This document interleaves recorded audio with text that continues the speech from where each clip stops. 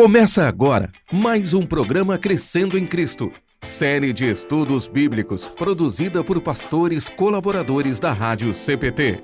Olá, seja bem-vindo a mais um programa Crescendo em Cristo, aqui pela Rádio CPT, a rádio que é uma boa companhia para você.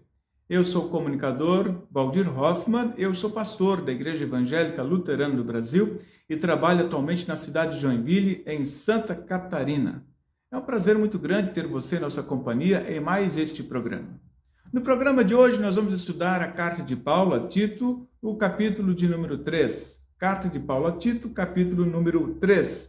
Por ser uma carta não muito longa, nós queremos ler todos os versículos, destacando as suas partes. E a primeira parte que eu quero ler está registrada em Tito, capítulo número 3, versículos 1 até 7. Tito 3, 1 a 7, que diz o seguinte: Lembre a todos que se sujeitem aos governantes e às autoridades, que sejam obedientes e estejam prontos para toda boa obra, que não difamem ninguém, que sejam pacíficos, cordiais, dando provas de toda cortesia para com todos, pois nós também, no passado, éramos insensatos, desobedientes, desgarrados, escravos de todo tipo de paixões e prazeres, vivendo em maldade e inveja, sendo odiados e odiando-nos uns aos outros. Mas quando se manifestou a bondade de Deus, nosso Salvador, e o seu amor por todos, ele nos salvou, não por obras de justiça praticadas por nós, mas segundo a sua misericórdia. Ele nos salvou mediante o lavar regenerador e renovador do Espírito Santo, que ele derramou sobre nós ricamente por meio de Jesus Cristo, nosso Salvador, a fim de que, justificados por graça, nos tornemos seus herdeiros, segundo a esperança da vida eterna. Assim nós temos registrado o texto de Tito 3, versículos 1 até 7. Neste texto de Tito 3, 1 a 7, parece que o apóstolo Paulo está querendo abordar para Tito e para a igreja e para cada um de nós, que a nova vida que a pessoa tem em Cristo Jesus o condiciona ou direciona a viver de forma diferente, coerente, a partir deste encontro que ele teve com o Senhor Jesus. A partir do momento que nós conhecemos a Deus, sentimos Deus no nosso coração, nós somos pessoas convertidas, então isso significa que nós vamos ter automaticamente uma mudança de vida no nosso procedimento, nas nossas atitudes, nos nossos pensamentos e assim por diante. É o que dá mais ou menos a entender nesta carta aqui de Paulo a Tito.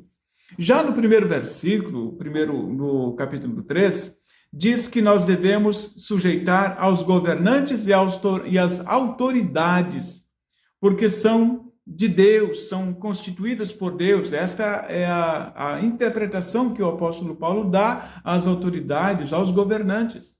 Parece que aqui ele está fazendo uma menção do texto de Romanos, capítulo 13, quando também diz que toda autoridade é instituída por Deus e que as pessoas estejam sujeitas às autoridades. E aqui, então, novamente, ele está abordando este assunto da importância das pessoas respeitarem as autoridades. E no versículo 2, parece que o apóstolo Paulo está querendo afirmar à igreja que eles tenham uma atitude positiva, uma atitude diferente em relação à sua vida, porque o resultado disso na sua vida, o resultado dessa sua conversão, passa a ser uma atitude positiva. Ele começa a dizer que atitudes são estas. Por exemplo, ele menciona: sejam pacíficos, sejam cordiais, dando provas de toda cortesia para com todos. Parece que o apóstolo Paulo aqui quer lembrar também das palavras que ele escreve à igreja, aos Gálatas, quando fala sobre os frutos do Espírito, que é paz, harmonia, bondade, benignidade, mansidão, domínio próprio e assim por diante. O apóstolo Paulo diz que a nova vida, pelo fato de nós sermos novas criaturas em Cristo Jesus, automaticamente isso nos leva a vivermos diferente. Nós somos diferentes. E esta, então, é a abordagem que ele coloca também aqui nessa carta de Tito. Tenham atitudes positivas, atitudes coerentes, atitudes que façam a diferença na vida das pessoas. E veja o porquê, a razão disso está no versículo seguinte, dizendo, olha, pois nós no passado, nós éramos insensatos, desobedientes, desgarrados, escravos de todo tipo de paixões e prazeres, odiados e odiando-nos uns aos outros, e assim por diante. O apóstolo Paulo diz, olha, no passado vocês eram ruins, agora vocês são pessoas convertidas. Este processo da conversão na nossa vida, que é um processo que é feito em nós através da ação do Espírito Santo, ele modifica todo o nosso pensamento, todo o nosso ser, toda a nossa atitude, a nossa estrutura. Nós não somos mais a mesma pessoa a partir do momento da nossa conversão. É isso que o apóstolo Paulo está querendo dizer aqui. Vocês eram assim, agora vocês não são mais. Vocês tinham maldade nos seus corações, agora vocês não têm mais. Vocês odiavam, agora vocês não odeiam mais. Pelo menos a tendência das pessoas é que elas tenham uma atitude digna, uma atitude coerente, uma atitude consagrada, uma atitude diferente, uma atitude de amor, de bondade, que venha beneficiar a vida das pessoas, que não venha prejudicar ninguém. Coisa triste é quando a gente percebe que há pessoas que, mesmo se dizendo cristãs, têm tantas dificuldades para viver o seu cristianismo, na sua convivência, seja na família, seja na sociedade, onde ela estiver. Quando as suas atitudes não são coerentes, ela precisa o tempo todo ser chamada a atenção por aquilo que ela faz. É terrível isso. O bom é quando alguém pode dizer para você, você é diferente, você é algo diferente, você é uma pessoa especial. Eu confio em você, eu vejo nos seus olhos, eu vejo nas suas atitudes que você é diferente, você não é como você foi no passado, porque no passado você era ruim, agora você é uma pessoa boa, porque você é uma pessoa de Jesus. Quando nós somos de Jesus, nós somos diferentes. É um resultado na vida da gente, uma transformação que acontece com todos nós. Isso está no versículo número 3. No versículo 4, veja que coisa interessante, o apóstolo Paulo diz que quando se manifestar a bondade de Deus, e Deus manifestou a sua bondade a todos, versículo 5, Deus nos salvou não por obras de justiça praticadas ou não por obras humanas, não por nós mesmos, mas ele enviou o seu Filho, Jesus, para nos salvar. E aqui ele menciona no versículo 5 que ele nos lavou mediante o lavar regenerador do Espírito Santo. Dá a impressão aqui nesse texto de que aqui tem uma referência ao batismo. O batismo é como se fosse um momento de você limpar os seus pecados. Se você quer lembrar do seu batismo ainda hoje, você que foi batizado, você sabe que foi batizado, talvez até nem saiba ainda da sua data de batismo, mas você sabe que você foi batizado. Mas o que significa o batismo para você hoje? O batismo para você hoje e para todas as pessoas de todas as épocas significa que nós afogamos o velho homem para sair uma nova criatura. O que significa afogar o velho homem? Significa que nós devemos nos arrepender dos nossos pecados diariamente para deixar sair uma nova criatura em Cristo Jesus. Quando então nós nos arrependemos dos nossos pecados, confessamos os nossos pecados a Cristo Jesus, nós temos da parte dele também o perdão de todos os nossos pecados. Isto significa uma aplicação do nosso batismo à vida diária. Isto quer, então, voltando aqui ao versículo número 5, ele nos salvou não por obras de justiça praticadas por nós, mas segundo a sua misericórdia, ele nos salvou mediante o lavar regenerador e renovador do Espírito Santo, que ele derramou sobre nós ricamente por meio de Jesus Cristo. Ou seja, através do batismo, então, nós fomos levados à fé em Cristo Jesus, fomos lavados dos nossos pecados.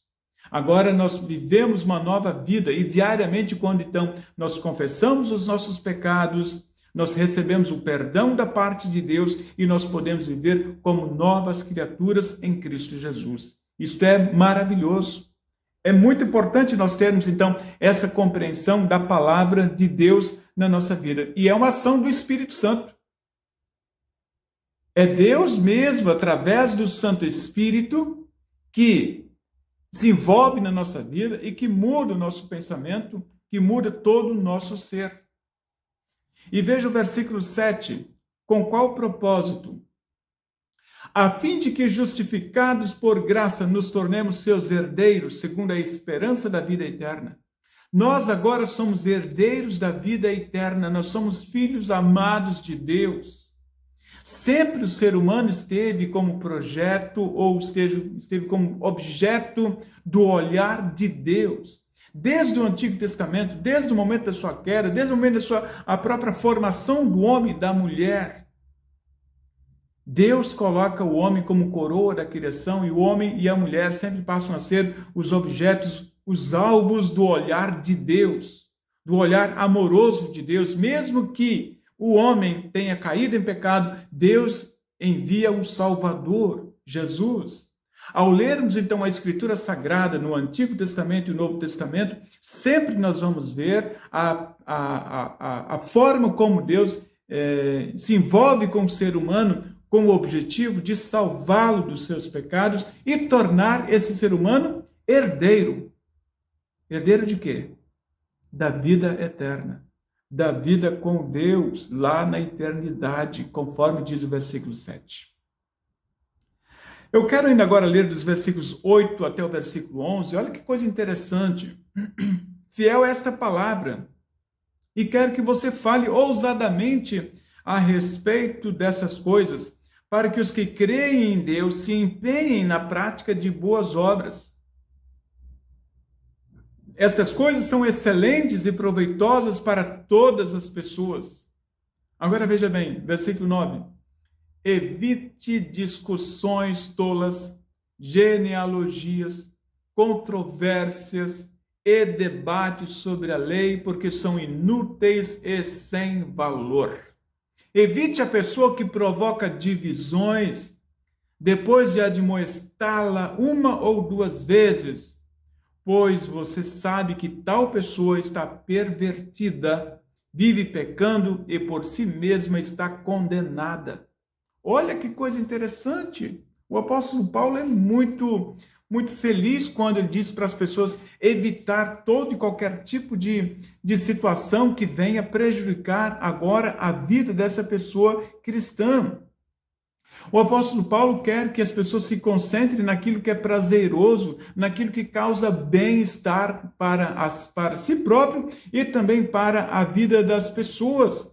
É que nós podemos tornar o evangelho como algo prazeroso também na nossa vida. Isso está no versículo 9 especificamente.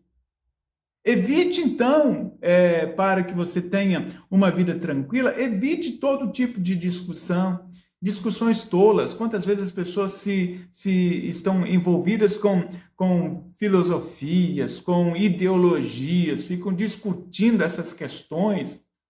Eu abro um parênteses, às vezes as pessoas brigam demais, até se tornam inimigas por causa disso, por questões de ideologia, por questões de política, por questões de governantes, ou até mesmo por questões teológicas que não precisam brigar, não precisam ter discussões, porque não trazem nenhum prazer a essas pessoas. São inúteis, sem valor. Ainda eu quero destacar o versículo 10 que diz: evite as pessoas que provocam divisões depois de admoestá-las. Provavelmente o apóstolo Paulo aqui tem em mente o texto lá de Mateus capítulo 18, quando uma pessoa faz algo que não é legal, não é verdade, não é bom, ela precisa ser advertida, precisa ser admoestada individualmente. Ela ouvindo, então o assunto foi resolvido. Se ela não ouviu, vamos chamar 2 ou 3 testemunhas para poder tentar resolver toda aquela situação. Se for resolvido, beleza, mas se não for, então vamos levar o assunto para a igreja, para que a comunhão, a comunidade, a assembleia, ela possa tomar uma decisão a respeito daquele assunto. Mas o que o apóstolo Paulo quer dizer é que as pessoas não devem aceitar qualquer tipo de divisão que venha atrapalhar as pessoas a viver dentro do reino de Deus. e que venham prejudicar a sua vida espiritual, a sua fé cristã. Então, se eu advirto a pessoa, eu entro em contato, procuro admoestá-la, e mesmo assim ela não me ouve, ela cria dificuldade comigo, então eu devo me afastar dessas pessoas. Possivelmente aqui haviam alguns movimentos separatistas dentro da igreja que estavam atrapalhando a vida da igreja, e o apóstolo Paulo teve que chegar junto, teve que admoestar essas pessoas a que não fizessem tais coisas, porque isto era prejudicial ao evangelho e era também prejudicial à igreja. Dos versículos 12 até o versículo 15, nós temos aqui algumas recomendações particulares e também a saudação final. São palavras muito interessantes. Diz assim, quando eu lhe enviar Ártemas ou Tíquico, faça o possível para vir ao meu encontro em Nicópolis. Estou resolvido a passar o inverno ali. Ajude da melhor maneira possível Zenas, o intérprete da lei, e também Apolo, para que não lhes falte nada para a viagem. E quanto aos nossos, que aprendam também a se empenhar na prática de boas obras a favor dos necessitados para não se tornarem infrutíferos. E ele termina dizendo, todos os que estão comigo mandam saudações a vocês. Dê saudações àqueles que nos amam na fé. A graça esteja com todos vocês. Estas recomendações particulares e finais aqui são muito interessantes. Ele menciona algumas pessoas aqui que não têm tantas projeções, e nós talvez não ouvimos mais falar sobre elas em outros textos da Bíblia, tais como o Tíquico, o Ártemas, o Zenas. O Apolo tem talvez umas menções maiores, especialmente no livro de Atos ali, ou também no texto, nas cartas do apóstolo Paulo, mas os demais não têm muita, não que não sejam importantes, são importantes, mas talvez não tenha um outro momento em que falam sobre eles.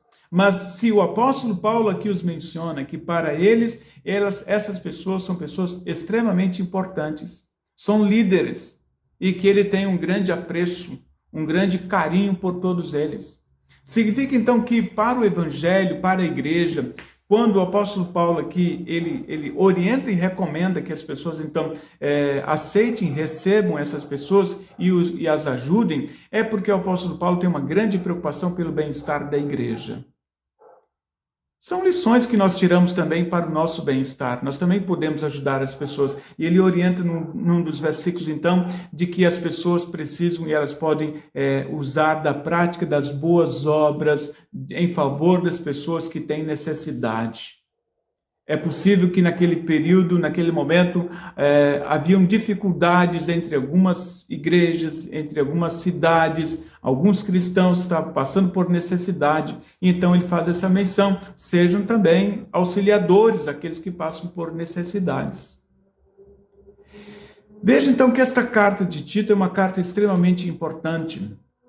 E especialmente esse capítulo número 3 aqui, nós podemos tirar algumas lições importantes para a nossa vida. A primeira delas, a questão das autoridades instituídas e ordenadas por Deus. Devemos respeito a elas. No outro ponto, viver uma nova vida. Nós somos novas criaturas em Cristo Jesus. Nós podemos viver uma nova vida consagrada ao nosso Deus. É difícil? É difícil. Nós vamos encontrar dificuldades? Vamos encontrar dificuldades. Mas podemos ser melhor e viver melhor? Podemos. Cada um pode fazer o melhor de si, pensar, refletir um pouco sobre a sua vida, o que faz, o que pensa, quais são as suas atitudes diante da sociedade, diante da sua família, consigo mesmo, diante de Deus. Parar um pouco, refletir melhor sobre o que ela é diante da sociedade, diante de Deus, como ela está agindo, quais são as suas lacunas, quais são as suas potencialidades. E cada vez mais procurar viver da melhor forma possível. Não adianta nós dizermos assim, eu não consigo. Claro, quando a gente não quer dar um passo adiante, a gente vai colocar um monte de desculpas ou situações que vão nos prejudicar. Pelo contrário, pela nova vida que nós temos em Cristo Jesus e pela oportunidade que Deus está nos dando, nós podemos viver uma nova vida em Cristo Jesus, recebendo sempre o perdão de todos os nossos pecados, nos reconsagrando ao Senhor e vivendo uma nova vida diante do Senhor. Isso é maravilhoso.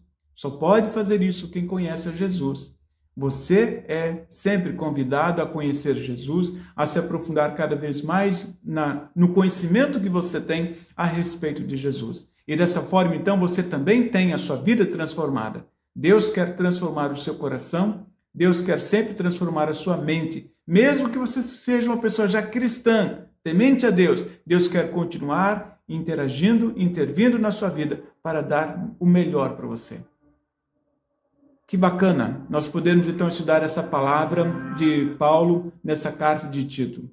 Que você possa também crescer no conhecimento dessa palavra de Deus. Desejo a você muita paz, desejo a você que você viva esse novo momento, essa identidade que você tem, que você é de Cristo Jesus. Vive então essa nova vida em Cristo Jesus. Um grande abraço e mais uma vez foi muito bom ter você em nossa companhia em mais esse programa e nós o convidamos a sempre estar conosco acompanhando cada etapa, cada programa que nós temos aqui através desses livros da Bíblia que tem nos ajudado bastante na compreensão da palavra de Deus. Um grande abraço e a bênção de Deus.